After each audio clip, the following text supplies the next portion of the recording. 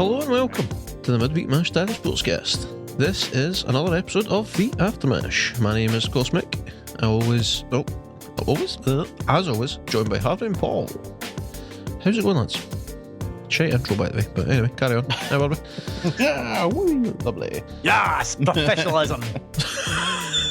Hooray. It's been a long week, a long day. I'm tired, so I just get this. It's going to be. Really has.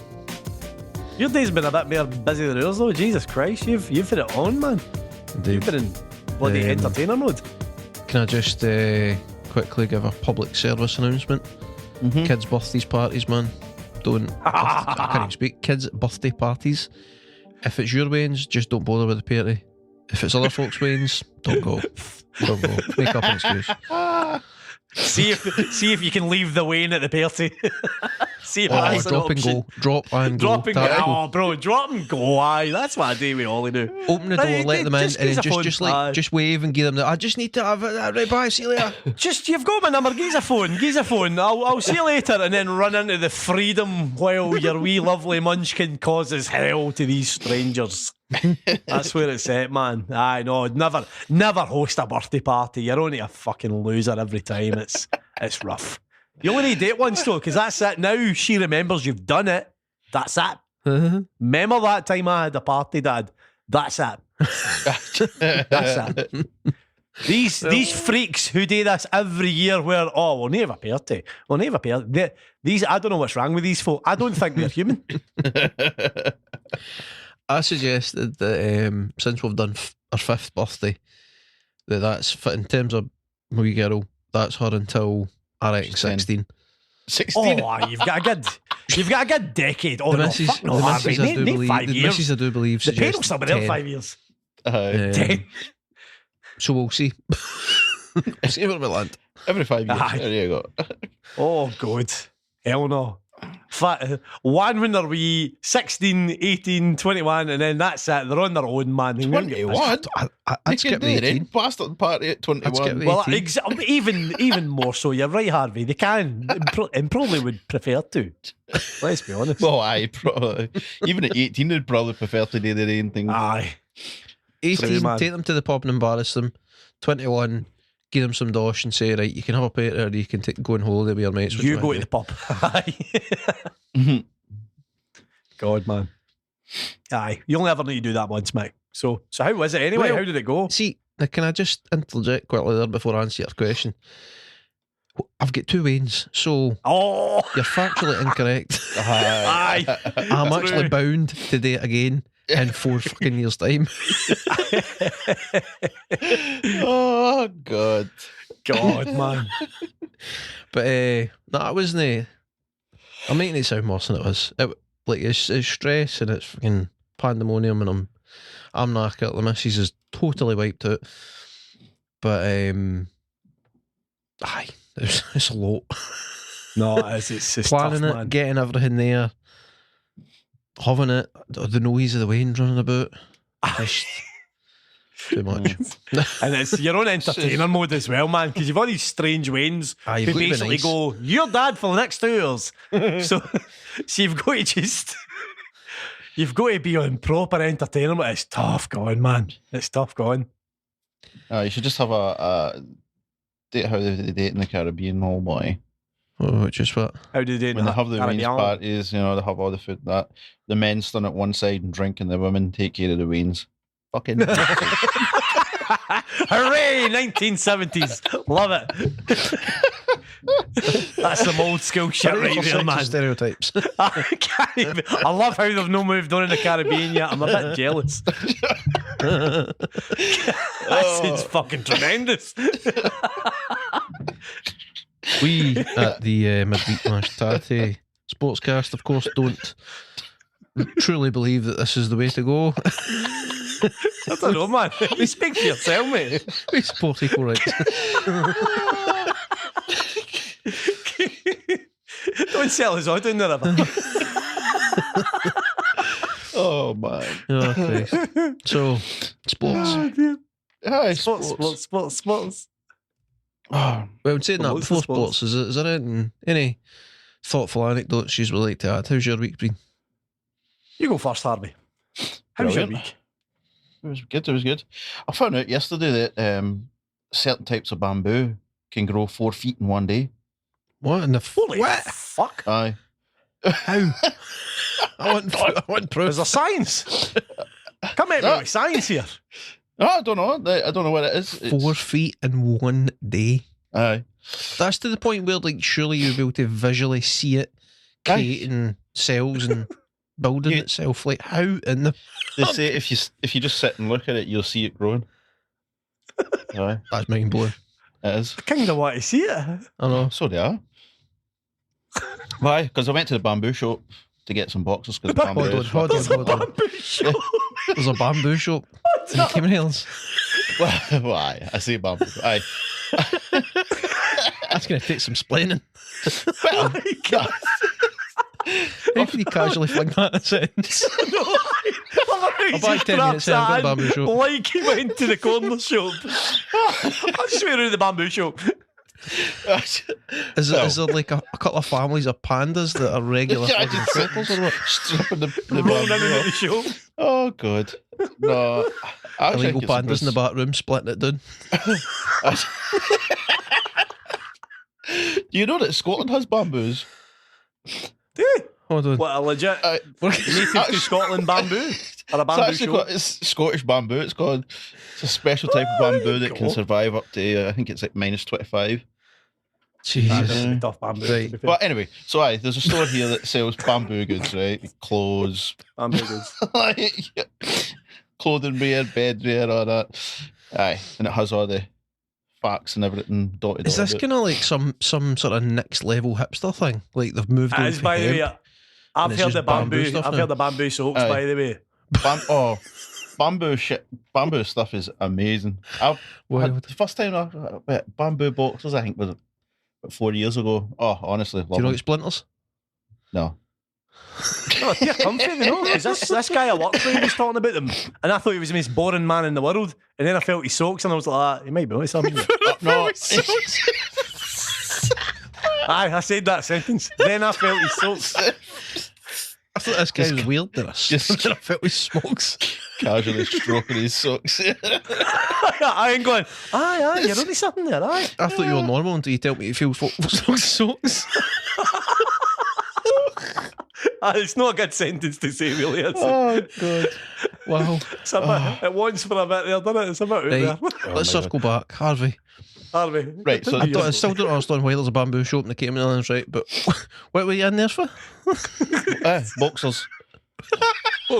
Yes! Tremendous. Outstanding. Bamboo boxers.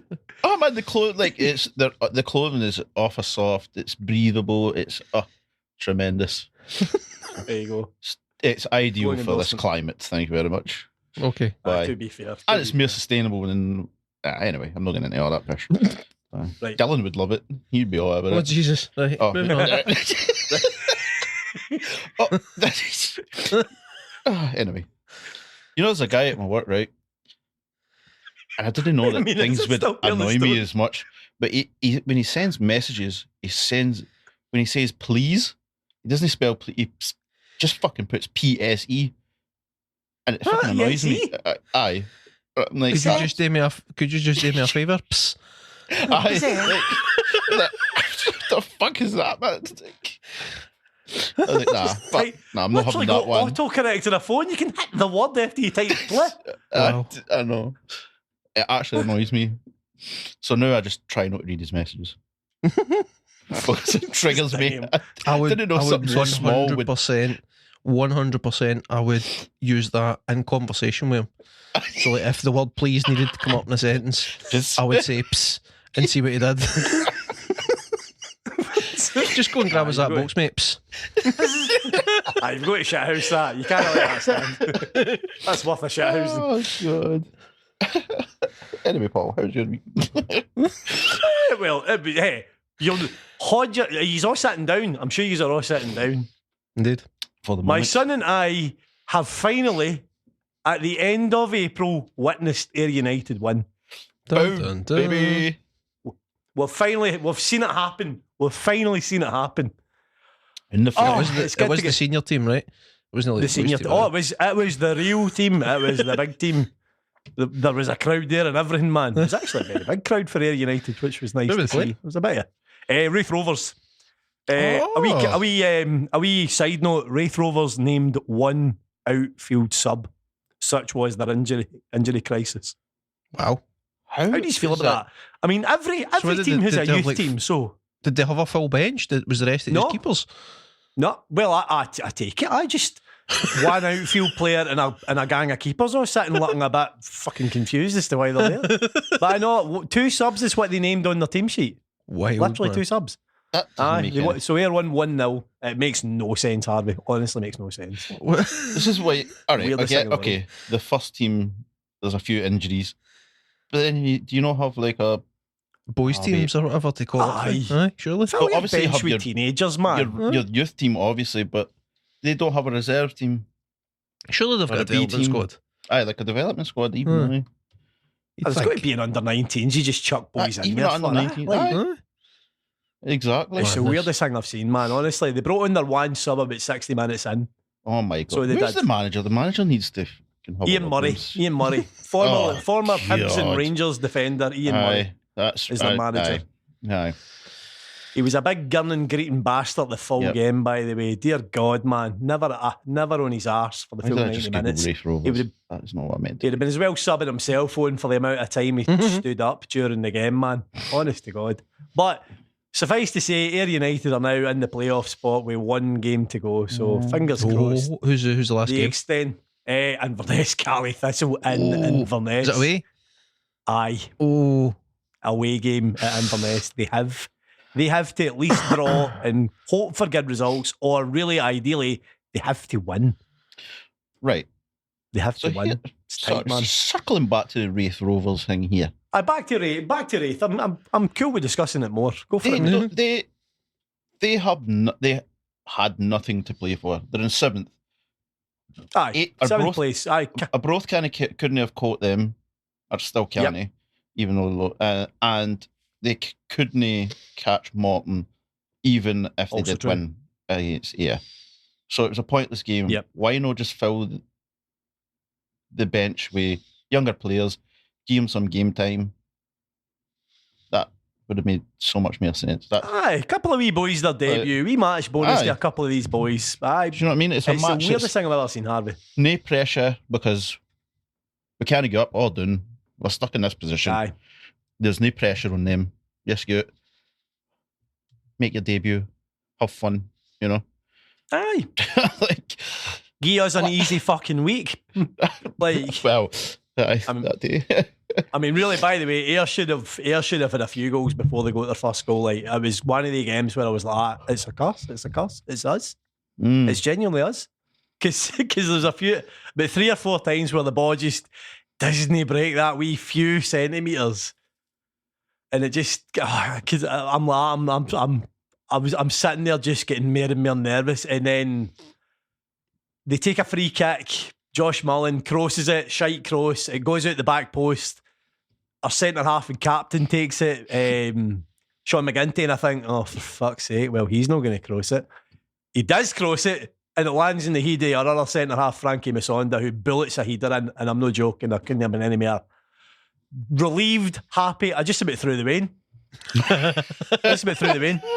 I exploded off my seat. There's a video. I'll need to show you. There's a video from the other side.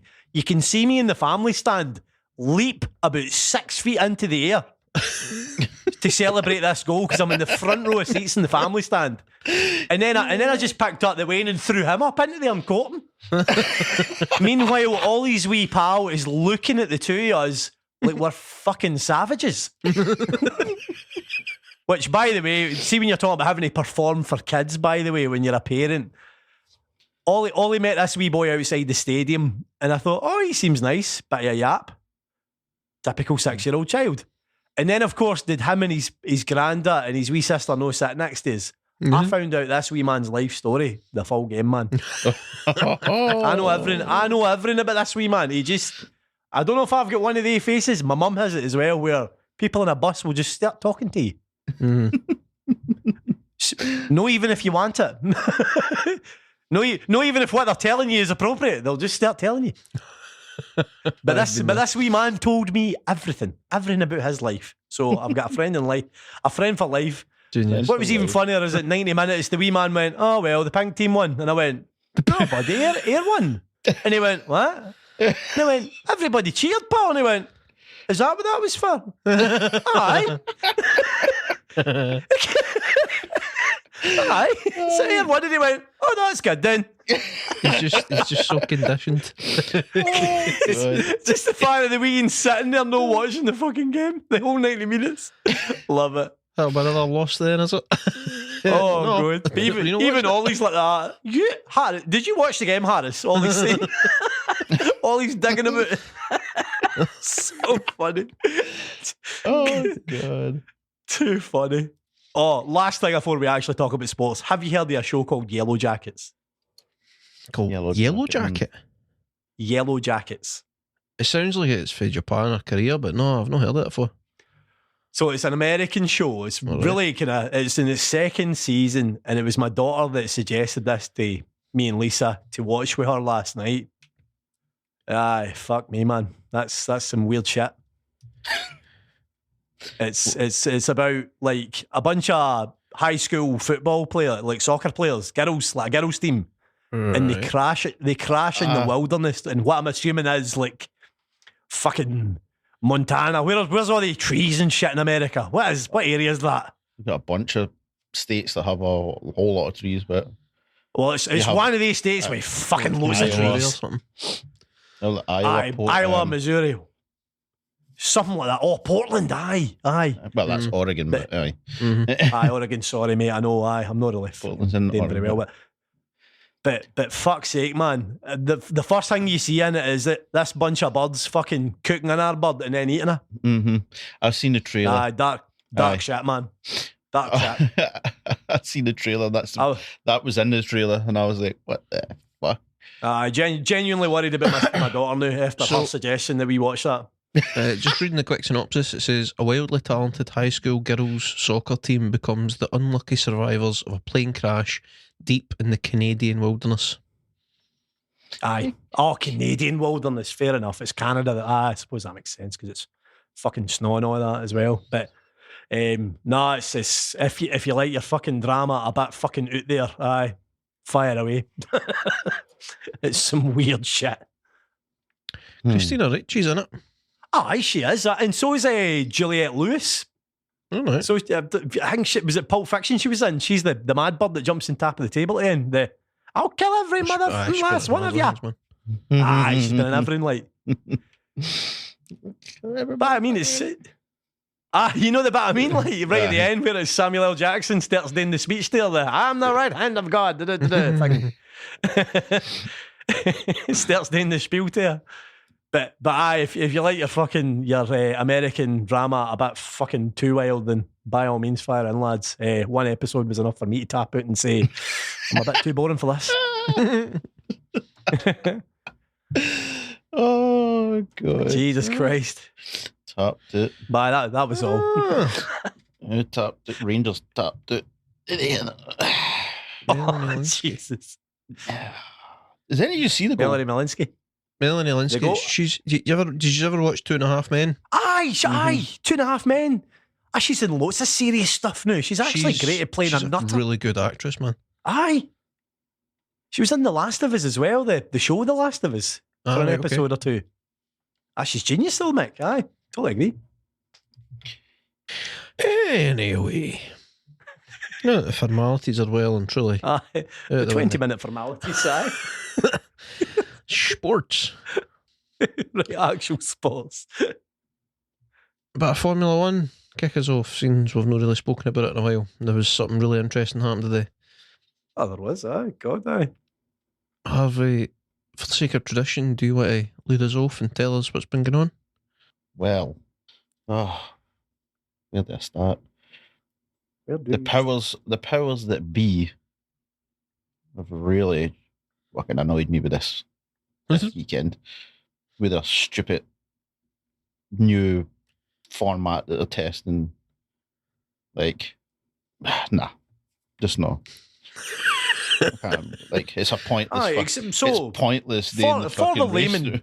Oh, hi, sorry. Explain me the formalities of this weekend's nonsense, because there was a lot going on, and I'm a pretty much a non-Formula One fan who watches it for a bit of fun. What the fuck went on this weekend with these qualifying and sprint and then qualifying again nonsense? Take me through it. I don't really want to. By the hand, preferably, because I may get confused. So, they changed the sprint qualifying format for this weekend, right? So remember before, like last season, they had your 2 practices, then qualifying for the sprint race, and then the sprint race was like a qualifying race, essentially. I remember that. Right? So where you finished in the sprint race is where you started on the grid. Right. This one, they've decided there's going to be 1 practice, 1 qualifying for the Sunday, qualifying this is on the Friday. Aye. And a qualifying for the sprint race. Saturday morning. On Saturday morning, aye. Then the sprint race Saturday afternoon. For no reason. Just cause. Just because aye. And then that's got no impact on the race. No impact on the race. So basically, there was chat for people who are presumably like a bit chin deep in their own arse. And chin deep in their own arse. There's a phrase. There's an image. They decided that they didn't want the sprint race. Hold on, I'm going to have to just pause the recording. Hey honey, do all the pleasure. Did you wake up? Okay. Hey, guest appearance for the wee one. You a bit sleepy? Having Paul's on. Yeah, waking up to talk to them. Are you too sleepy? Too sleepy. Okay. Too sleepy, even for us. My goodness. Oh no. Okay. She's just hunkered. She's gone back to sleep. She's still way back to sleep. This might be a first for the podcast. You've got a sleeping child on the podcast. That's quite incredible. She has just conked out, man. Like, I'm speechless here, man. Like, what do you do? It's like the worst kind of heckling. Like somebody's half sleeping, strolled in, climbed on top of me, and then just fell asleep on me. This podcast is boring. Let's fall asleep on Dad. Oh, God. Good class. Outstanding. I love it. Well, I'm going to have to deal with this. Right, aye. Reconvene in a wee minute. Give a few minutes.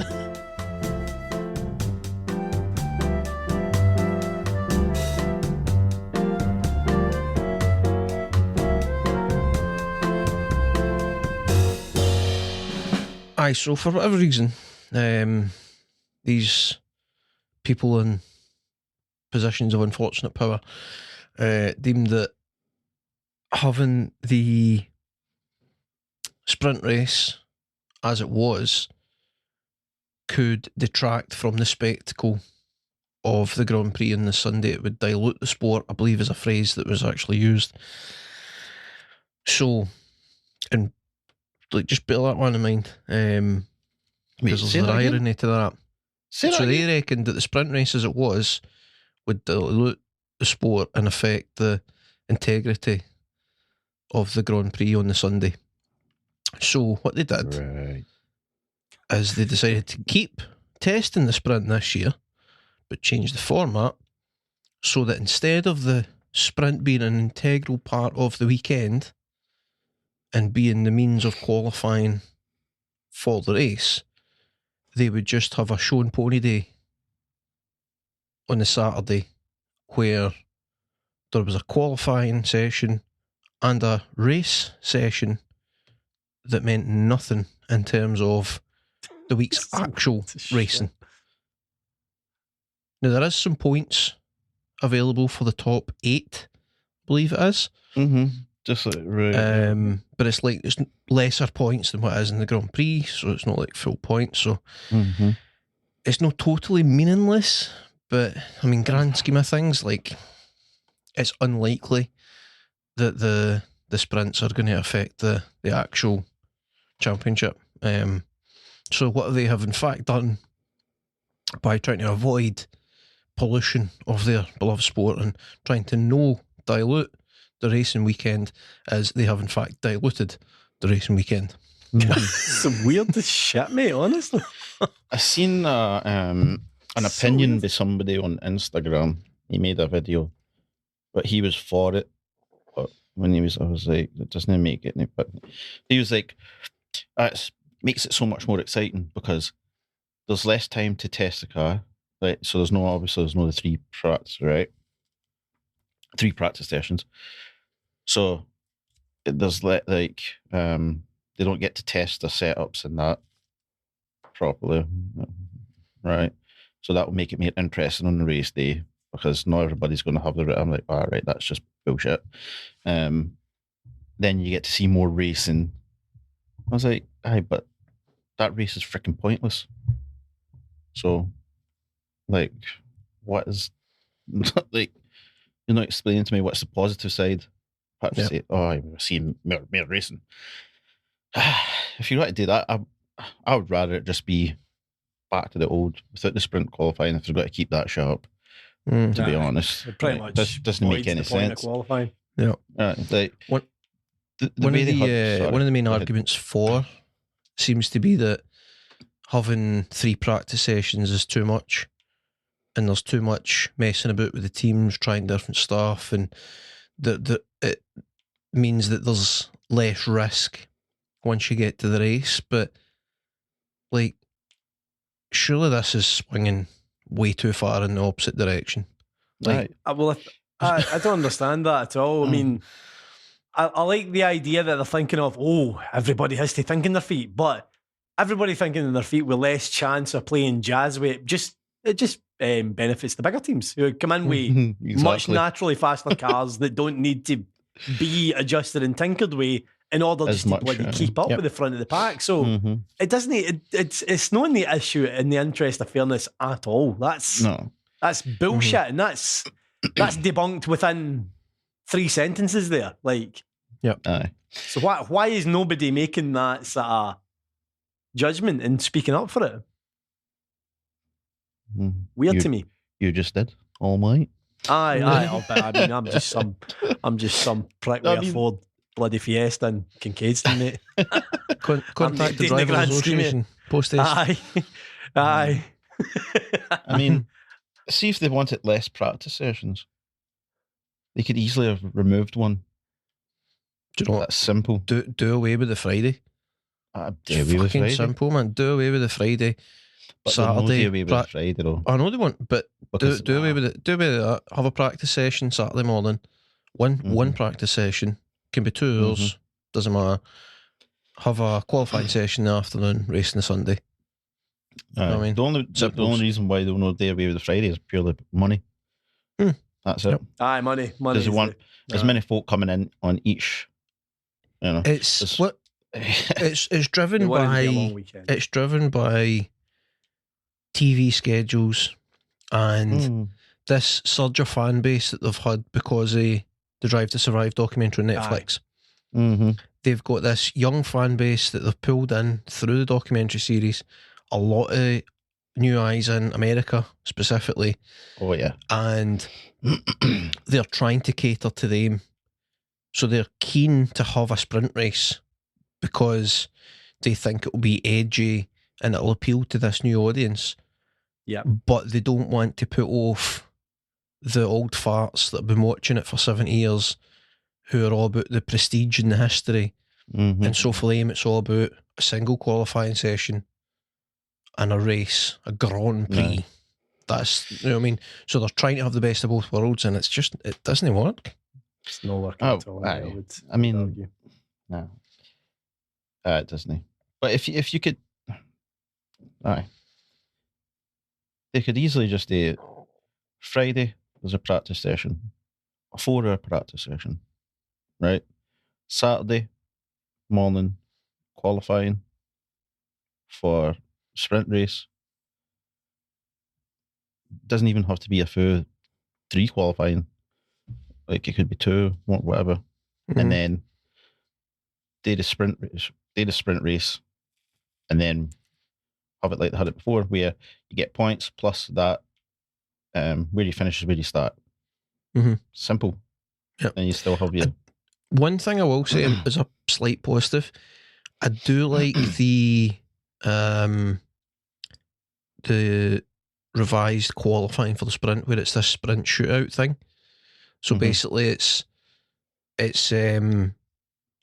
essentially the same sort of qualifying as we would normally have for a Grand Prix, but the time in each individual session, so obviously you've got Q1, Q2, Q3, and then you drop sort of participants in each. So the first one's like, I think 12 minutes long in Q1, everybody gets a go. Second one, you lose the bottom 5, and then it's only 10 minutes. Third one, you're down to the top 10, and it's, I think, 8 minutes. I think I've got the timings right. And they're quite, like they're, as is kind of normal qualifying, like there's only a couple of minutes in between, like, like it's quite rapid, and well, unless you're in a street circuit and you've got fucking idiots crashing and causing red flags, but that's another story. So I do quite like that. And then there's also the thing of the way they've did it now, again, I guess to make it interesting or whatever, they've stipulated what tyres they've to use. So normally, like in a sort of standard qualifying for a Grand Prix, like, there's guidelines there that carry through for qualifying in the race, and they've got a certain amount of tyres, but they can kind of pick and choose what they want to do to suit their own strategy. Whereas with this setup they did for the sprint, it was like you must use 2 sets of mediums and 2 sets of softs, I think it was, through the shootout. And then they had mediums and softs or whatever it was available for the actual sprint. And then the race was back to their normal. So I think there's some sort of positives buried within the nonsense, but the positives are pointless under this format. It really is frustrating as well, because it could be such a cool thing to jig up the format of the weekend and just base it off a sprint. You know what I mean? Like do like a single practice session Friday, and then the Saturday's all about the shootout, and then the actual sprint, and then that sets up your Sunday. It lets the weekend have a natural build towards the race. No. And aye. But yeah, what do we know? We're just fans. Exactly. We're just the ones that are ponying up money and all the rest of it. You know what I mean? So, aye. So something else that I don't like. Oh, on you go. Sorry. Something else I don't like is having to change tyres in a race. It doesn't make sense to me. I mean, that's an easy one. Why? Because they say it brings more drama or whatever. Pit stops. More drama. Aye. More pit because stops. But they deemed refueling too risky. So they did away with that. So then they need to give them a reason to go into the pits and have a bit of drama. Make the race longer. Lofty. Oh, hi. Fuck. went too quick there.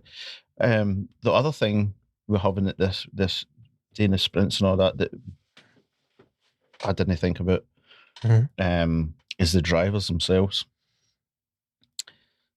A lot of the drivers don't want to do it. They see the race as it's mere for them to do, like physically. Anyway. It's more fatigue on the body. More fatigue. Aye, true. Aye. That is some. That is something no thought about. Aye. So if you then end up, I think because it was Max Verstappen, I was reading something. Somebody did an interview with him, and he was like, "Listen, I love racing and that, but like now with the sprints and plus 23 races, like it's more and more on us. It's more of a toll on us physically." Yeah. And he kind of said like, "We'll see where we are in 5 years. Like if my contract runs out in 2028. If I still feel like driving, I'll sign something." Obviously, I'm paraphrasing there. But he's basically saying like it could be in 5 years that he just walks away from the sport and does something else. Because he was explaining that everybody thinks it's a great life, and he's like, "Don't get me wrong, it is a great life, because we get to race, we get paid a lot of money, but the things that we have to go through, and people don't see behind those, the hours that we work, traveling, racing, plus all that, like it takes a toll on you." And I was like, "Oh shit, I've never actually thought about that." So, aye. And then when he's saying that, I was like, "Oh, if they did do a sprint qualifying for every weekend, that would be a lot for them." Aye. So definitely, mate. You always remember that advert before films in the cinema with Alan McNish talking about like what he physically went through as a Le Mans driver? Nope. Like, no, right. Well, it used to be in Odeon cinemas back in the day. This is probably going way out there. But it's kind of tying into what you're talking about with the physical toll. But it was a Honda advert. Like, you know how Honda always used to do kind of like thinking out of the box kind of adverts? Well, Alan McNish drove for Honda's Le Mans team, the 24-hour team, and obviously he was a champion a couple of times. He was in Formula 1 as well, didn't he do very well? But it was talking about like the heart rate and the physical kind of what it was actually like. And it's something that folk don't know is like it is effectively an elite physical sport being a race driver. Like, they're burning calories. You've no idea they're burning. Like, it's just thought because they're sitting in a seat. It's no that. How could it be that bad? But actually, it really is, especially with the forces their body's under. That's the big one, the G-forces. A crash or a shunt. The only people that are regularly going through G-forces akin to or beyond what the Formula 1 guys do is like elite fighter pilots and stuff like that. Like, aye. There is another sport like it. You know what I mean? Like, yeah. I think it's why you don't see very many Formula 1 drivers who aren't in phenomenal shape, because they've got to be. I might have to retract that statement. I wonder, there's the Red Bull, whatever it's called, the planes? Oh, the air race thing, aye. I don't know how fast they're going exactly, so I don't know what the G's will be, but I'd imagine they'll be probably up there in terms of the Formula 1. Aye, definitely, yeah. You talk about the propeller planes that race. Yeah. So they're not doing, flat out like a fighter pilot, but they do crazy manoeuvres and stuff. So the turns that so they will pull a few G at times, but I don't know whether like over the course of a season for a Formula 1 driver, the build up of that, like I don't know where it would fall, but nevertheless, man, massive physical toll. So it's crazy. I couldn't remember what, because I remember, I don't know where I've seen it, but how much weight an F1 driver loses every time they race. You've spoken about that before, actually. I think we have. £6 a race, like half a stone every race, and then you go put that back on, and then that's crazy, man.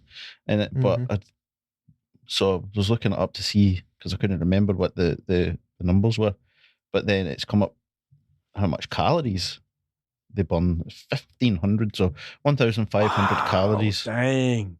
Aye. Aye. You think that in like an intense hour of CrossFit, you're probably burning like 600, 700 potentially, depending on obviously your body shape, size, so and so forth. Like that's a fucking sore workout, by the way. They must come out of their cars feeling lousy. Mm-hmm. Like that's tough, It's crazy, man. I can see where Verstappen's coming for there, I've got to say. I get it. Like, that's fair enough. 1,500 calories, Jesus Christ, man. Fuck, that is tough, man. Aye, it really is tough. Aye. That's pretty. Just fucking eat whatever you want before a race, man. You'll burn off the calories anyway. Dear God. Oh. So, that's the sprint. Yes. And Aye, the pish. Harvey's disdain therein. So this weekend in particular, so this was the first this season. They were in Azerbaijan, is that right? Azerbaijan. Baku. Street circuit. Everybody loves street circuits.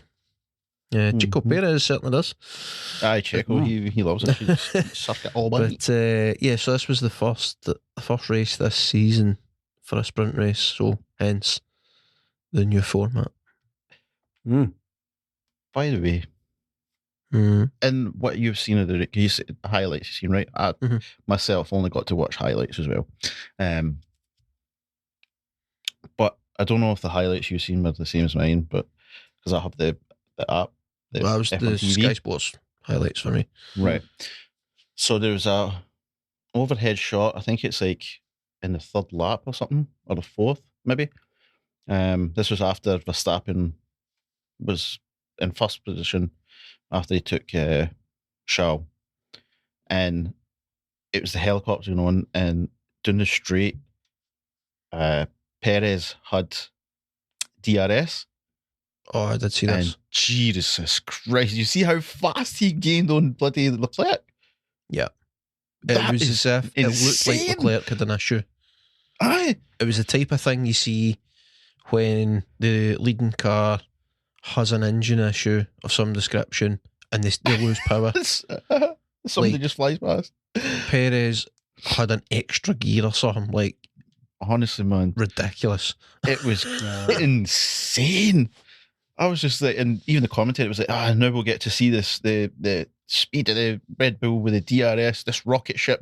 Oh, it was a bloody rocket ship.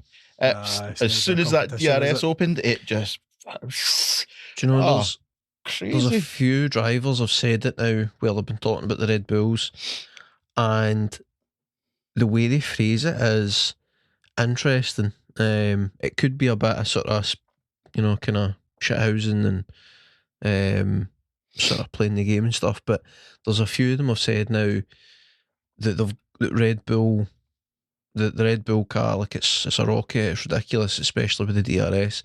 Don't know what trick they've got up their sleeve, but they've figured something out. They're all talking about it like that, like they're just kind of teasing, like, I don't know if that's within the rules. There's something fishy there. Aye. But like, it is wild, man. There's never like, even when the Mercedes, for the first few years of that sort of generation where the Mercedes was just untouchable, like the difference has never been like that. Like, not like that. In a straight line, that thing just flies. It's wild. It's crazy.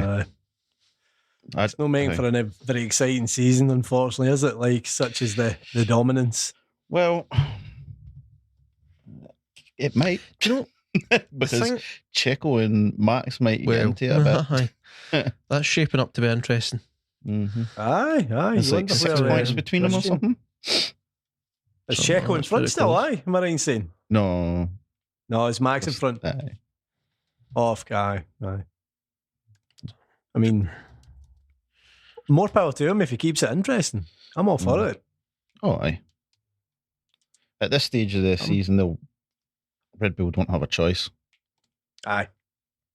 Like they can't be like, right, Max is way out in front. You will, like, you know, you will be his co-pilot essentially. At the moment, it is Verstappen with 93 points in first, and Perez with 87, 6 points behind. Alonso, not far behind. Alonso in 60, so within touching distance. Hamilton 48, so within touching distance of Alonso. So like, obviously we're very early in the season still. So we'll see how we're looking. I mean, we said similar last season, but we'll see how we're looking come sort of mid-season break, and what teams have made improvements, what teams haven't, how things have played out in terms of sort of infighting and whatnot. But shaping up to be pretty interesting. But what I was going to say is, to answer your question, Paul, in terms of excitement stuff, for me, I'm just kind of like no looking at the front so much. Like, I'm looking sort of third, fourth, and back when I'm watching a race. I feel like that's what happens with F1 a lot, though, isn't it? Like, the midfield is the more interesting thing. My perception of what I'm watching. Aye. Apart from 2 years ago, when Hamilton and Verstappen. That was about it. Last year, this year, it looks like it's this year it looks like it's going to be the same thing as last, where the middle is going to be where the most exciting stuff is. Well, the fun is. Aye. Do you know, there's a curious thing actually that's just popped back in my head. One of the commentators mentioned during the race, just a wee kind of tidbit, that they'd noticed that this season the cars cannot follow behind as close as they could last season. And the main reason and the main selling point for all the changes that were made in terms of the aerodynamics and everything else coming into this sort of new generation last year, the talk was it was so that cars can follow closely behind and they can overtake easier and it'll make for more exciting racing. Except when the teams all followed the rules, most of them anyway, had severe porpoising, terrible issues. To combat these issues, the teams have landed in a place where they're not where they were before this generation, but they're struggling to follow too closely behind again, because it starts messing with their aero, it starts messing with their ability to cool the cars, to control the tyre temperatures and stuff like that. So it is quite interesting and somewhat ironic that we're going backwards again in terms of that. Again. I think because usually what happens is the bigger teams have figured out, because they have better resources. Yep. Figure out the issues, and then they take that next step up where the other teams can't quite do it. No. So, aye. And catch up again. In theory, it was supposed to bring it closer, but it just wasn't, unfortunately. No. Well, I mean, it's only the second season, so maybe like 4 years. We'll see. Well, I mean, that's the thing. Like,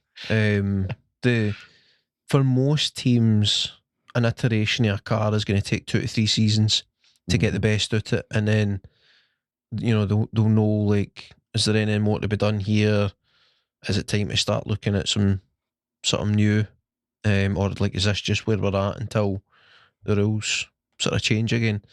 And then there's going to be the few, Mercedes being one that didn't really seemingly learn for their mistakes, but there's going to be a few where it's just no went right in the first season at all, and so then they basically scrap a lot of what they had, and they're almost starting afresh this year. So then we're starting again in terms of, so it's going to be 2024, 2025 where we should really get the best of the racing, in terms of this sort of rule set that they're at before it resets again.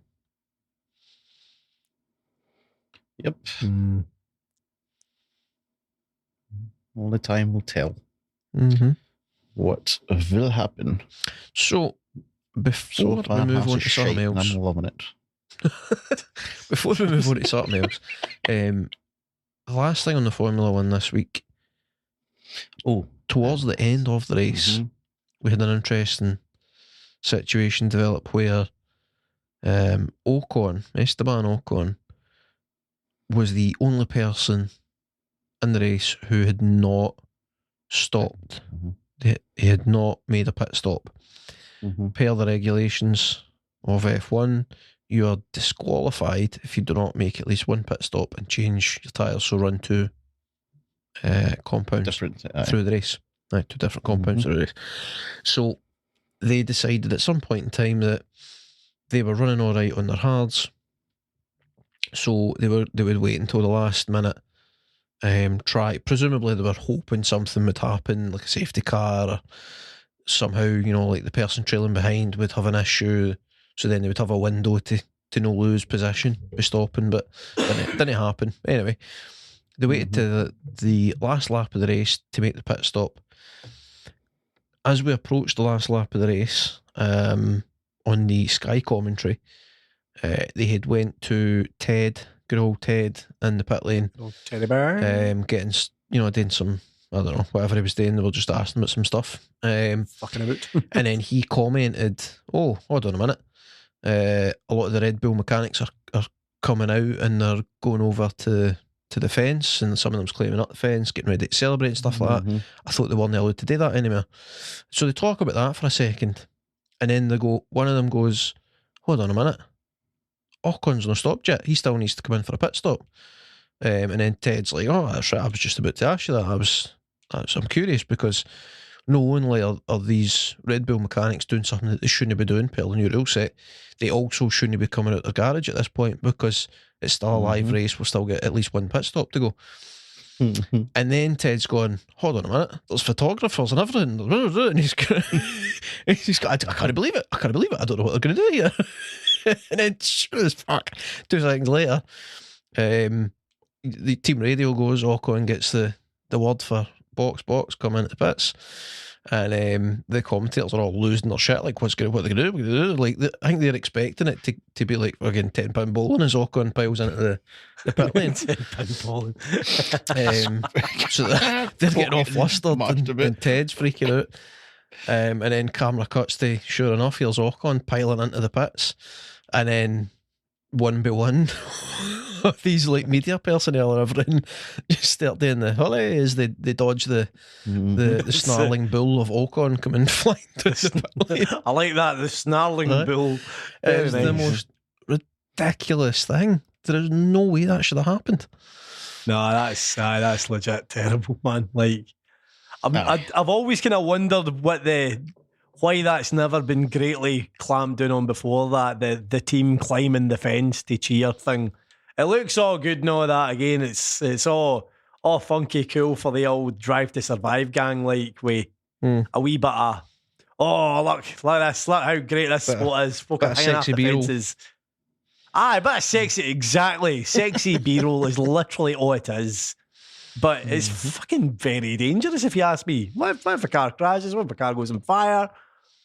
Anything can bloody happen. These are machines that can travel, they got to say 150, 60, 70, 80. Crazy speeds they can travel is what I'm trying to eventually say. Like, it's...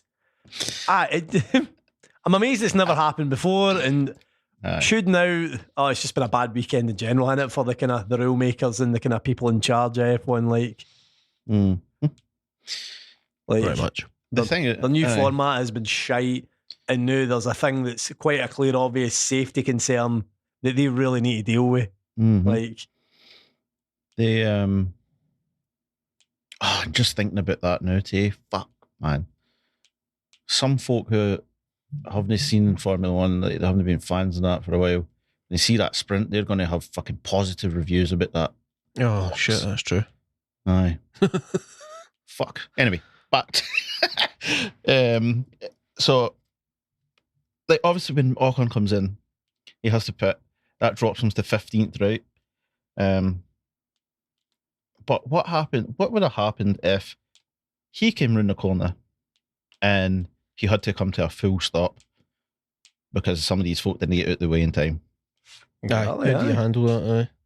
I'm pretty sure he even slowed down quite significantly before he came in as well. I think he had to brake early. That could have took a few seconds off. Like, God, aye. He has. I mean, he wouldn't have been up in the points anyway. But if it was a case of he got punted out the points because of that, would he have a right to go and protest that? Of course. You're right, he would. I think he would. Aye, absolutely. And I then think he would. what would they do? How do you deal with that? Mm-hmm. Like, you know, it's how that's been allowed. I don't know. Like, they must have known that he had won. That there was somebody out there that had to pit again, and they've just let folk at the That's incompetence. Exactly. In a nutshell, mate. In a nutshell. There'll not be a great deal made out of it because nobody get hurt. There'll still be something said about it, but I thank God. Thankfully, nobody get hurt. Obviously, I don't want anybody to get hurt, right? You know what I mean? Aye. But, you know, if somebody did get hurt, there would be an inquest about it, and there would be some real change. But it'll be one of them. Oh, you know, whatever. We'll get swept under the rug. We're going to put some things in place. That's probably. There was an hour's worth of deliberation after the race on this incident. Mm-hmm. And really? there was a statement came out. I just pulled it up there to see if I can get it in full. We're going to look into this. There's quotes for it anyway. Changes will be made. We noted that it was not unusual for the representatives to allow such persons into the pit lane just before the end of the race in the usual course of preparation for Parc Fermé and the podium ceremony. However, in this case, there was one driver that had to pit in the last lap, and this created a very dangerous situation for those that were in the pit lane at that time. We considered that it was fortunate that there was no serious consequences on account of what happened today. We stressed that the requirements of ensuring a safe and orderly event are paramount. This was acknowledged by the FIA team. So basically the FIA are papping it off to the race organisers. The race organisers are papping it off to the stewards and officials that were in the pit lane. So nobody's taking responsibility for it. Left hand doesn't know what the right hand's doing effectively. Further, we walked through the relevant procedures and protocol with the FIA representatives in detail and required them to take immediate steps to reconsider these procedures and protocols with the relevant stakeholders, including FOM, the teams and FIA, to ensure that this situation does not occur again. Like, it's the equivalent of Wayne going, sorry dad, and then fucking off and doing it again. Yeah. Basically. That's it. It's politics speak. That's what that is. Nonsense, man. Aye, nailed it by the way. Aye, politics speak. Deflection. So I think, reading between the lines, I think the rule is that nobody should be in the pit lane until the race is done and it's Parc Fermé conditions. But there's this sort of unwritten rule from this tradition, whatever else, that there's a particular area at the entrance to the pit where the media and whoever else are allowed to sort of queue up, and then when the race is nearly finished and pit stops are done, nobody's going to be coming into the pit anyway. Last lap, on you go, lads. Bar in, we can get some good pictures. You know what I mean? I think that's like kind of what they do. Aye. And obviously that's stupid and dangerous as it is. But then when they're not even checking to ensure that everybody has had their pit stops or keeping an eye on what's happening on the track, because I mean, obviously, like somebody could be relatively near pit entry and get like a puncture or something like that, and so they just pile into the pits just to go off the track. Maybe they're not even really thinking, you know, get a new set of tyres and go back out if it's the last lap or whatever, but the pit lane entry is still open. You know what I mean? Like, any car for whatever sort of myriad of reasons could pile into the pit lane at any given time while the race is live. So to there even be a for there even to be a chance of folk strolling down the pit lane is ridiculous, man. That's quite mad. Got to say. Anyway, good times. Fun as always. We're such a well run. We're running through our time as we usually do. I can. So what else is going on? What go on, as Harvey might say. Well, why go on? I say the way you. Because I mean, us saying it is fucking pretty much shite. Harvey, you. What am I going to say? What go on? That's the one. Aye. That's the one. Me saying it's fucking tragic, like it really is. It's fucking tragic. What else is going on in the world of sports that we might want to cover? Oh, Harvey, celebration day for you. By the way, Rangers did play very well in the second half.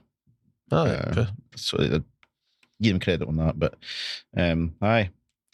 unfortunately the defence just gifted Celtic a goal. Did you see the goal? I have not. You know what? I haven't even seen any of the Old Firm. You know that God. For once. Aye. I don't know if you can get it on Twitter or something, but hilarious. Ben Davis makes a mistake, am I right in saying? I was listening to it on the radio, so I was on the way back. There's 6 of them that made a mistake. There's a bunch of them, and they just stopped playing. Celtic player get fouled. The referee didn't blow his whistle. He was just like, because the ball was there. So Maeda was like, "Well, I'll fucking take it then."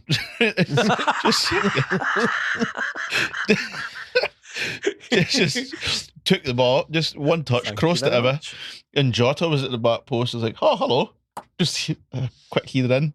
Everybody's just standing there like, what the fuck? Like blaming each other. It's like, Jesus. What is it? The pundit for BBC Sport, Tom English, was giving it some licks to James Tavernier because it was the goal scored at the right back position. Aye. Yes. So he switched off completely. He put the blame mostly at James Tavernier and saying, he's great and he'll be remembered for his goals and all that, but he is utterly useless as a defender, as a right back, which is his number one job. Mm-hmm. He just doesn't have the attention span to do it. He's said. Great going forward, but he gets beaten quite easily. So he does. He's kind of your pound shop Trent Alexander-Arnold, isn't he? Like he is. It's all going great when it's attacking, but the minute he's got to be asked to be a bit more responsible, it all kind of falls to bits, really. Yep. But after the game, well, not even after the game, during the game, Rangers fans were just you know how they're on my social media is always on my Facebook feed, like straight away somebody was like, fucking same old, why stop? Play to the whistle. We need to learn to play to the whistle. And then just like the comments after it, just like they're a very emotional bunch when it's not going well. Teams have got to grips with Morelos. His time is up long time ago. I agree with that, though. I do agree with that. Kent needs to go. I also agree with that. Like Arfield, all these are like pretty much the full team. One person said like he named about 8 names. They need to go, and I'm like, right, okay, calm down a bit. There's a few folk maybe that need to go, but no that many. And now they're just kind of singing the praises of Cantwell. No, they thought he was going to be... because he threw a water bottle away for bloody Reho Hatate. I mean, this is the thing. This is the thing that, by the way, is so common with Rangers fans, is their barometer for what a good Rangers man is. And it's never, he's a good player. It's, is he a prick? Essentially. They love Morelos for years on the basis of, what a wee dick he is. Look how much he winds folk up. Mm-hmm. They don't get it, man. They don't get it. They don't get why the last 10 years has been so. Fair enough, they were out the league for so long because of their club's own problems. No anybody else. Nobody made them fucking use the Royal Bank of Scotland as a de facto fucking credit card. Yeah. Like, But the barometer of what a good Rangers player is and a good Rangers man is effectively, is he a wee wanker just like me? It's fucking bananas, man. It's bananas. Sorry. I know. I've seen the floor. I just had to get that off my chest. There is no fucking team like them for that nonsense. There really isn't. Oh, no. It's weird. It's weird. It's just weird, man. Aye. I get you. They are a different breed, I should say. Honestly, I mean, even with Tavernier's issues as a defender, he's done more good than bad in a Rangers shirt. And I swear he's getting dog's abuse because he's a quiet wee fella. Mm-hmm. Like, he's just a quiet wee guy that likes computer games, just chills out, keeps out of trouble. Oh, I don't trust that. I don't fucking trust that. Like, it's morons. Sorry. Right. Well, I've made my feeling about Rangers fans a bit too overly clear there. That's a bit harsh. I should stress there are normal, clever fucking men who also follow Rangers who don't kind of go in for that thinking, but far too common are these ones that just fucking love Morelos because he looks like some wee Ned. Like, somebody's replied to Rangers like, well done lads, just gifted them a treble, thumbs up. I mean, they did. They literally somebody's Borna, so obviously meaning Borna Barisic, Morelos, Kent, Hallander, Davies, McGregor. That's a weird one, McGregor, I don't know why. Lundstrom, Sakala, Kamara, and Wright. Wright and Arfield. Don't let the door hit you in the way out. Like, fucking hell, man, aye. That's your squad pretty much. McGregor, why? Like, he's still a top keeper. He's just slowed down a wee bit. Just that. He's the wrong side of the curve in terms of his career. But I mean, he's no the worst player on the team. You know what I mean? There's others who would be asked to leave before him. I would dare say. Oh, aye. Big rumour mill is that Jack Butland's going to come in the summer, apparently. Aye, apparently so, aye. Mm-hmm. I mean, if he's available in free transfer. That would be a great signing for them. Gotta say, I don't know who that is. He's at Manchester United on loan now. He was at one point seen as the future England goalkeeper, probably at the time that Joe Hart was the current England goalkeeper. So you're talking 5-6 years ago. He was at Stoke and he was doing all right, but he hit a wall as far as his development went, and he didn't really go any further. He'll do for Scotland. He will. He'll probably do fine in Scotland. He'll do good for Rangers. Okay. Big tall boy and he's steady. Like, I mean, really, that's a minimum for a keeper. That's kind of what you want. Like, I would take a steady goalkeeper over a flamboyant one any day. Mm-hmm. Oh, aye, for sure. There was something else I was going to say. I can't remember. Oh, anyway. By the way, I heard Lundstrom talk the other day for the first time. Aye, Scouse. I didn't have a fucking clue. It's fucking English. Did you think he was foreign? I thought he was fucking Swedish or something. With Lundstrom, aye. I get what you mean. Like, but no, he's from Liverpool. He was at Everton when he was a boy. I heard this Scouse accent. I was like, I wasn't expecting that. You're giving him a bit more of an exotic sort of upbringing, were you? I don't really like follow much of the Rangers players. Like, do you know what I mean? Like, why would I? So I just kind of can put two together. What I thought was two together. And get 22. Yeah, so she was like, oh, wait. I had to go look it up. And I was like, he's fine. Aye, if I remember correctly, he's Scouse. He's brought up Liverpool. Oh, God. Aye. Aye. I wonder, my brain's gone out of the place now. I wonder what's next for James Forrest, by the way. He's kind of fell away at Celtic, totally, hasn't he? Aye. Yeah, it's just not happened. Aye. I don't think he suits the way that Ange plays, like, you know what I mean? He's made. It's hard to run when you're carrying that fucking wardrobe in your back as well. Well, there's that. Oh man, he's only 31, so he's not even very old, no. No, he'd do well for a couple of good like in the Championship, I believe. Aye, English Championship or English League One, he'd probably do English. fine. Like, aye. Mm-hmm. Hibs. Possibly Hibs. Hibs. Yeah, I feel like he's a Hibs player in a year's time. Like the way McGeady has kind of seen out the last of his career with Hibs. Mm-hmm. Like he wouldn't go to Hearts because, of course, Hearts are the Rangers of Edinburgh. Just Edinburgh. as it were. And he's played for Celtic for his full adult life. Mm-hmm. So Hearts would maybe be a bit of a estranging. Aye. But he's just fella. I think he get injured when Ange first came in, or he was injured. Aye, he's kind of no really. Aye, he's been kind of left behind. Aye. Hasn't he? Mm-hmm. It's a shame, but I think the problem is now the Celtic have just have better quality players in their positions. The game's kind of moved on for his type of winger. Like, he's more direct. The roles kind of changed.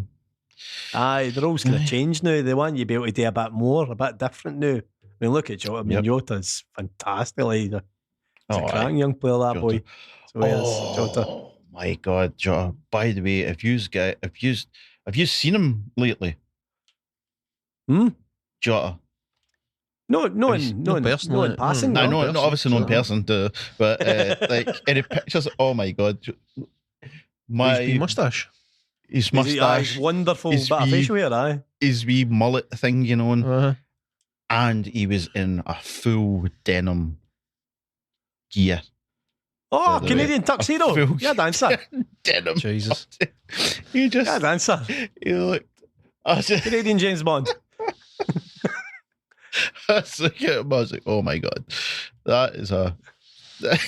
He's one of these. That's one sexy man. You just got to think it's a good job he's a footballer. Aye. When you're semi-famous and making 20 grand a week, you can get away with dressing like a fucking clown. Like for the rest of us, we'll be accused of being a bit fucking a bit out there, cutting about in full denim. What's the one? No, a hillbilly. What's the other one? He looked like Trickster, sheepshagger. Well, that too. Is that the Scotland equivalent of a hillbilly, isn't it? Like a trickster and a sheepshagger. Oh, God. Oh, man. Anyway, should we talk about Arsenal shit in the bed? Aye, in the English Premier League, aye. I'm uncomfy with shit in the bed when it comes to Arsenal. I don't know, man. Shit in the bed seems harsh. I don't know if I've got a wee bit of a soft spot for them with that Prime documentary. Maybe it is that. Maybe it's that. I've got a soft spot for him as well, but aye. I just think that Man City team are just this all-conquering, dominant machine. Like, what does anybody do? It's like, but what I mean is, Southampton. They drew 3-0 with Southampton. In fact, they were 3-0 down. Aye, that's poor. Like Southampton are about to get relegated pretty much. Aye. And then you go. Well, actually, a couple of days before that, you draw 2-2 with West Ham. Who didn't the bottom and all. Like that's games you should be winning. They went for having a comfortable lead and the ball was in their court to really seriously opening the door for City, who still had have a couple of games in hand, kind of thing. And then they basically rolled over for City. I mean, it was a hard ask for them to beat City anyway, but the way they were playing, man, especially the first half, they looked terrified to be on the ball. The players could not get rid of the ball quick enough. Aye. I put it down to a bit of mental fatigue, I think, lads. Like, their first 11 are capable enough to challenge City, but 38 games against what is effectively a fucking... It's going to be a dynasty if it keeps going on a couple of seasons more, this Man City team. It's a generational team that's get generational, Mick. Formed there. Aye. 100%. That's a team that's going to win, multiple league titles, potentially multiple European titles. Like, I can see them being up there with that, sort of the Real team, the Barca team, these just sort of world beaters that pop around every few years. I think with Pep Guardiola as well, he kind of needs certain things to make an all-conquering team. Like, with Barcelona, he kind of built it with Sergio Busquets and Messi. Like, he had his killer who could score 50 a season, and he had the man at the base of it all who could clean up and move the ball in the right place to let this passing machine kill you.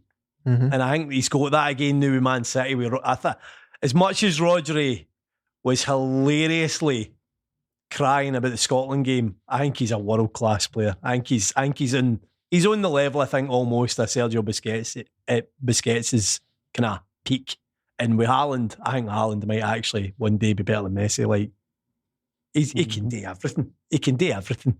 If that boy avoids injury, any serious leg injury, what stops him? Whatever stops him. Like, how do you stop that?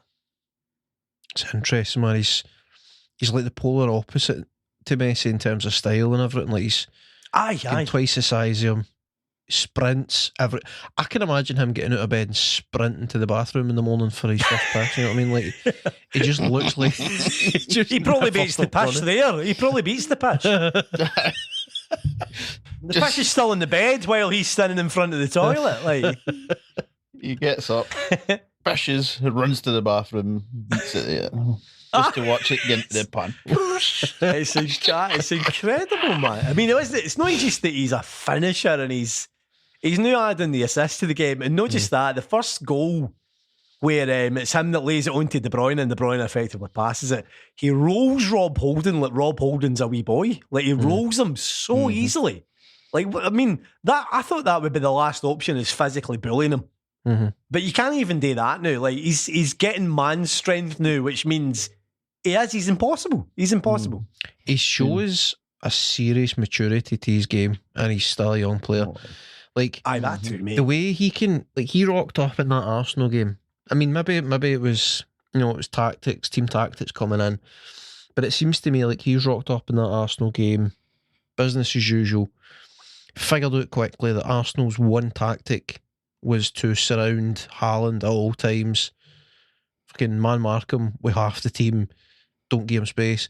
So they've figured that out, and then he's just became the playmaker, and then De Bruyne's just stepped up, and you know what I mean, like, it's became Haaland's lighting him up, like, rather than the other way about. Just, and to do that without, like, you know, like, somebody who's like this kind of natural nine, this like striker, you would expect them to have conflict with that. Like, they want to be the hero, they want to score the goals. He doesn't care. Like, he just gets he's got you're right, mate. He does have a genuine maturity about. He can check his ego. Like, he misses a couple in that game as well. Like, there's a couple of saves for Ramsdale that Haaland probably should score, but he just continues on. It's fine. Yep. Like, it's all right. I mean, look at Cristiano Ronaldo. He was 100% ego. Like, he didn't enjoy. See certain Real Madrid goals in the past 10 years where if somebody else scores it, he's not celebrating it. It wasn't him.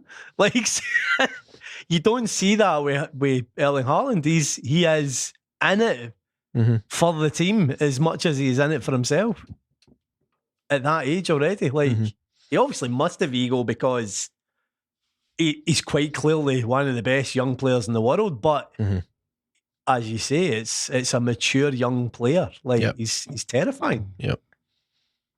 I'm dreading June when Scotland's got to play Norway because it's honestly Norway without Haaland, a normal team. Norway with Haaland, a top 10 team in Europe, probably. Just simply because he's on the park. Yeah. Like, it's unreal.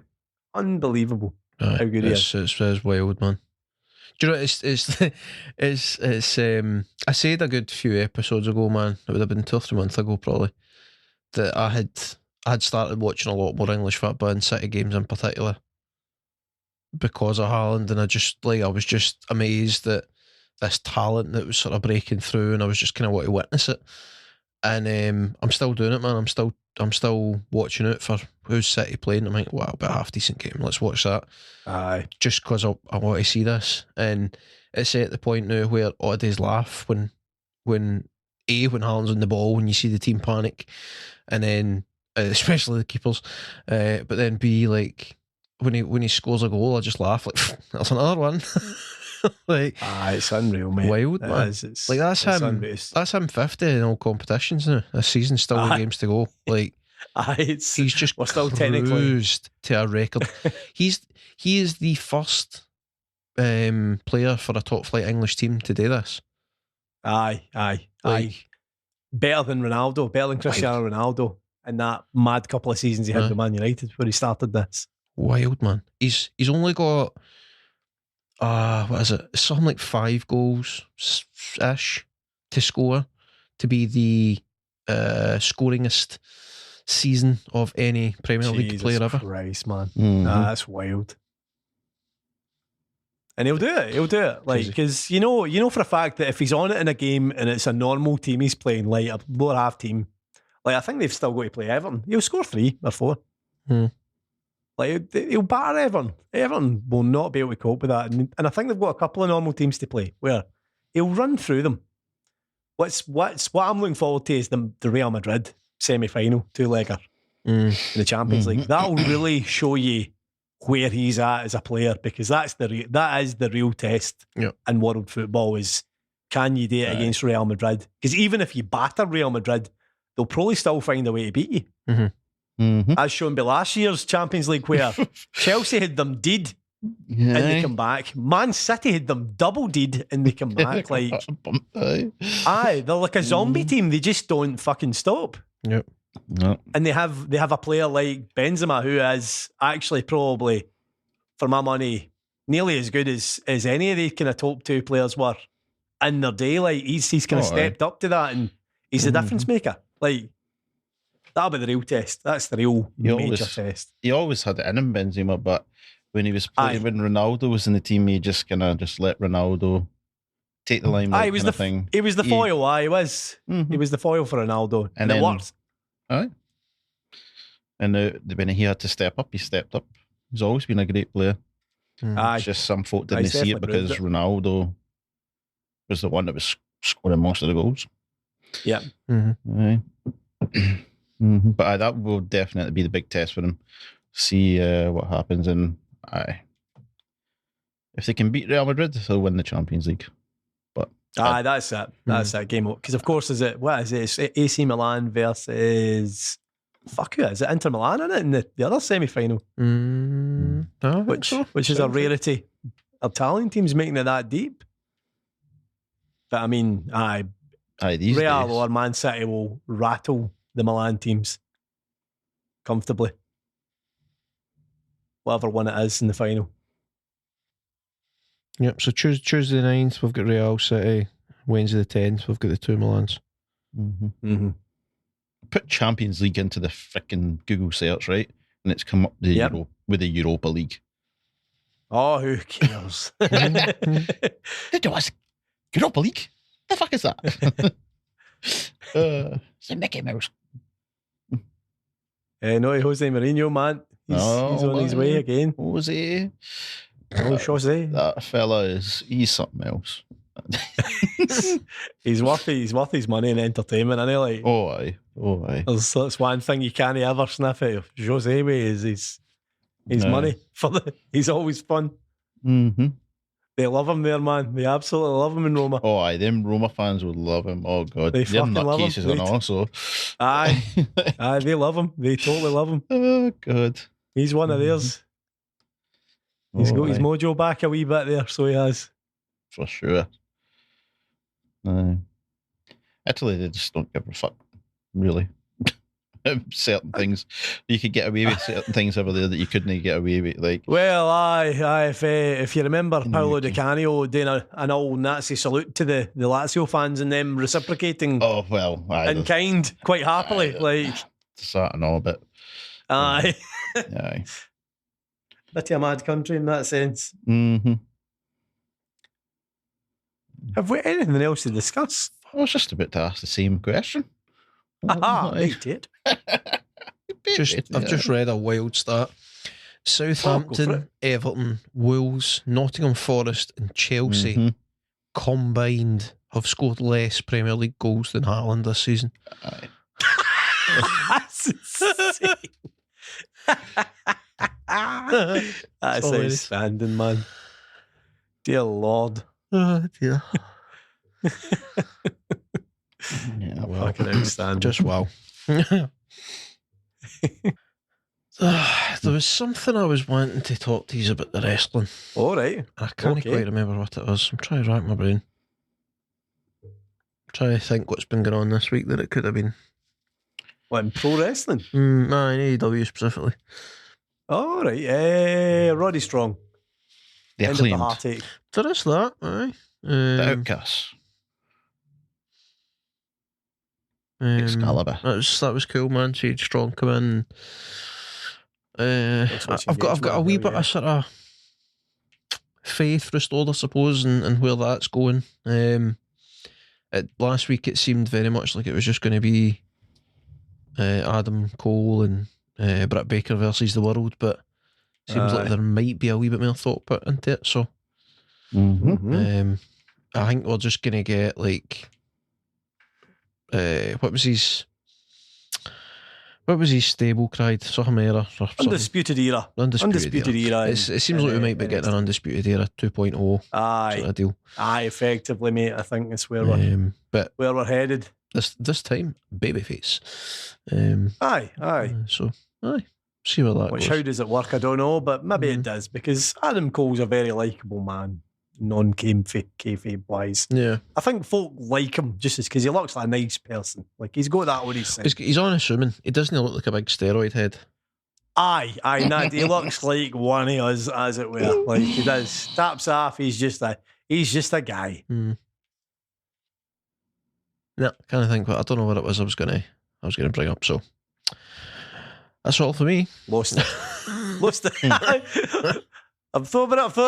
lost it. It's gone. Aye. Any final thoughts? I mean, my only final thought in AEW is just bottle whatever it is the Blackpool Combat Club are and multiply that for everybody. I just they are the most compelling fuckers in the game. Anytime they talk in any wee segment, I think, fuck aye, you guys, you just get it. You just fucking get it. Mm-hmm. Like, any tiny wee interview, whether it's online or whether it's on TV or whether it's in fucking Rampage, which is less visible than online or TV, it seems. Like, they just get it. They just get what they're doing. Yep. Like, they're awesome at it. And they look like killers, so they did when they came out and attacked everybody in Takeshita and that. Yuta looked like a wee psycho, man, with his wee 3/4 length trackies on in the tank top and the fresh haircut, man. He looked like a wee Toon Hard man, like. So he did. They all look great. Blood and guts match. That's my prediction. I think that's where it's going. It's going to be blood and guts in a cage, in a big double cage. Although I'm kind of disappointed because when they started talking about cages and that, I didn't realise what we were going to get is just Kenny Omega and John Moxley in a cage. I mean, I sound like a whining bastard because that's a great match and that'll be amazing. But I want all of them in a fucking cage. But then get everybody in the cage. The thing is, that's you know that's just happening on Dynamite though. What? I know. I also blood and guts, of course. That'll just be on a Dynamite. So like it is. It's just bit by bit, step by step. They'll just build up towards it. But I hope that's where it's going, mate. That does raise a question. I'm curious. I've got mixed thoughts on it. Where do you stand on the current trend of having these big sort of storyline beats and these big matches, just sort of normal weekly episodes? Just giving it away for free, as it were. Like, for instance, they've spent 6 weeks, 8 weeks building what's her name? Damn it to hell. Brain. The Outcasts. No, the women. TNT. No, TBS. Jake Cargill and... Now that by the way, I will say... Canadian. What's her name? It was a huge disappointment. Taya Valkyrie. That's it. Valkyrie. La Vera Loca. So they spent this time building her up in this really strange feud that they've went with, because obviously they have a similar, quote unquote, similar move. They both did the Glam Slam, which was Beth Phoenix, by the way. We're really going to get semantic about it.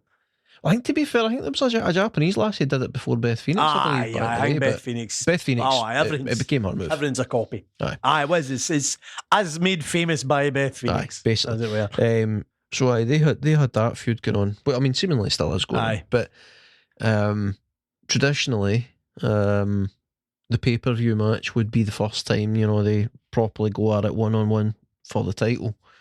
And then if you don't want that to be the end of the story, and you want the champ to retain, and story moves on, challenger has to regroup, rebuild, fair enough. But we've just randomly had the match on an episode of Dynamite. I'd see this. I don't mind Mark Sterling as long as it's at the bottom of the card. Down with nothing important, and it's funny, and look at Mark being a big silly fanny. He's a lawyer. See, when it actually gets in the road of stuff that's important, then it can go in the bin, as far as I'm concerned. Throw it violently in the bin so that he doesn't think to claw his way back out of the bin. I don't mind him in the lower card, but get him the fuck away from that. I don't get that. Why would how does that work as a lawyer? She can't use a finisher. All right, she can't use a finisher. Solve for X. I can see what they're doing here, right? I've got two minds about it, because I can see what they're doing, and it could be interesting in terms of a story, but I don't love the way they go about it, as you say, with the fake lawyer part. Basically, in building Jade Cargill as this immovable force, they have built her finisher as this immovable object that goes hand in hand with it. So then you've got this lassie that comes in who is, arguably a bit more menacing looking, in terms of stature. And she's bigger than Jade by a mile, by the way. She's a lot stronger built than Jade. Indeed. Like, Jade looks small next to so you've got this lassie who matches her or beats her in terms of size and strength. She has the experience advantage by a country mile. And it just so happens that she does the same finisher and has done it for longer than Jade has wrestled. So then, how can Jade possibly compete with that? Well, what you can do is, you can have this stipulation where Jade was the first one to do the move in AEW, so the move's hers, so Valkyrie can't do the move. Furthermore, Valkyrie cannot land the move on Jade until such time as it's going to decide the title. So probably the only time we'll see her do the move on Jade Cargill will be when she eventually beats her. I think that's where they're going with it. I mean, obviously that's assuming that Jade's going to put her over at some point, but I'm assuming that's what it is. They're protecting Jade and her finisher, because basically Valkyrie's going to do it better, essentially. For me, it's jarring, because I don't know how you can make Taya the baby face in this angle, because she's so much bigger and stronger looking than Jade. Well, I mean, that's a weird thing as well, because for a while I think Taya's a perfect heel because of how big and strong she is. She is thick with two C's. She's a big lass. A big muscular lassie. Take Jade out the picture, and Taya Valkyrie comes in as the monstrous heel. But I think the thing is, they were building this weird sort of face turn for Jade for a good wee bit. So then you would think, well, continue with that and let Taya Valkyrie be the heel. But they've not done that. They've kind of stalled it, and it's very weird. I don't know. It's Jade is long overdue dropping that title and going away for a wee while. They've absolutely ruined the chance of doing it with any sort of impact for me. I don't care anymore. There was a time where I thought, right, she's doing great. She's actually getting a little better. I'm actually enjoying her matches, but she needs to drop this eventually. There's going to be a point, but I don't give a fuck. I genuinely don't give a fuck. There is no point to it anymore. What's the fucking point other than, look, here's a gorgeous lassie who's a fitness model, watch her wrestle. That's it. Why should I care about anybody involved? Is she a heel? Is she a face? Oh, look, she's an underdog here, but look, she's still got this wee gimpy lawyer who's stopping other wrestlers for using their full complement of moves against her. That's heelish. Like, what's the point? They don't know what the fuck they're doing. They've totally gave up on fucking logic, as far as I'm concerned. And it's shite. It's the black mark on the show, effectively. If I see Jade now, I'm at the stage where I go, who gives a fuck? And fast forward it. I don't care. Like, and I would think out of the three of us, I'm probably the most patient towards things developing with AEW, especially when it comes to the women. Yeah. But they've lost me now. They've totally lost me. And that's saying something. Yep, that's quite damning. Like it is. That's dark. That ain't going well. Remembered. Oh, memory. Remembered what I was going to ask you about. Right. Go for it, bro. The odd feud that they've decided to have between Anna Jay and wee spooky cheerleader. Julie Hart. Julie Hart. For why? Please make it make sense. I don't know. Both heels, something for them both to do. both members of factions. The factions are nowhere near each other now. Like, how? Why? What are we doing here? It's being hidden on Rampage, effectively, so it's not a great deal. Like, it doesn't mean much. It's get them out there and get them ready for something a bit bigger and better, because they're both young girls. Like, it's a. I mean, what is it? A D story, effectively. Like, just a bit of experience. For probably is, isn't it? Probably is a D story when you think about it. Like, there's the A story, which is the outcast versus the homegrowns. Your B story is the fucking nonsense with the TBS title. I suppose you would call it a C story then. C story is maybe a bit fairer. Feels D story, but it's C story. Came shooting the day. Pew, pew, pew, pew. That's weird. I know what you mean. No, it isn't. It's no. I don't care. Thanks for trying to say. And that's a shame for the women. Like, booking it funny as well, I've got to say. Like, you would expect, as much as they're both heels, Julia Hart, bearing in mind her faction is this sort of spooky heel, it's next level heel. They're meant to be monsters, killers, fucking demented. She should be dominating at this stage, and Anna Jay should be the sort of tweener, kinder wrestling as the babyface in the feud, and she's got to build up, especially because she's come back for injury now, and she's got to build up and eventually gets the win, but she keeps getting the upper hand now. So if anything, they're building Julia Hart up. I think that's probably what it is to kind of elevate her a wee tad. Like, that's the victory here, is to make her more credible so that she's a minor feud for somebody in the future. Makes you wonder. What have C story. What have they got up their sleeve for her down the line? But anyway, I think we've overstayed our welcome. Is there any final thoughts, anecdotes, interjections, jokes, patter of any kind? Jokes. Anything to leave us with? I've got many of them. No. Jokes? Nah, I have nothing, man. I don't have anything for jokes. I'm sorry. Very fair. Okay, well, on that slightly awkward silence, we shall end. If you have been, thank you very much for listening. My name is, and always will be, Mick. As always, I was joined by Harvey and Paul. It's been a pleasure as always. Goodbye. Yes. Bye, driver. Ta-ta, driver. Bye now. Love you, bye.